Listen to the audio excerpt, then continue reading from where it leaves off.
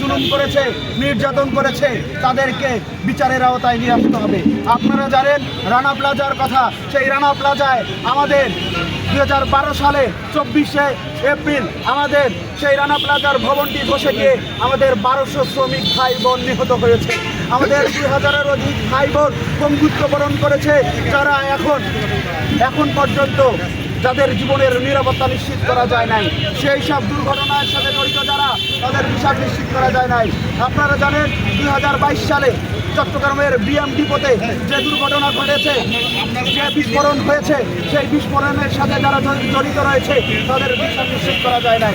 আমরা অধিসংখ্যক যারা শ্রমিকদেরকে নির্যাতন করে, যারা শ্রমিকদের অধিকার দিতে পারে না, যারা শ্রমিকদের জীবন নেয়, যারা শ্রমিকদের জীবন নিয়ে খেলা করে, তাদেরকে আইনের আওতায় নিয়ে আসতে হবে এবং এই লড়াই আমরা করব।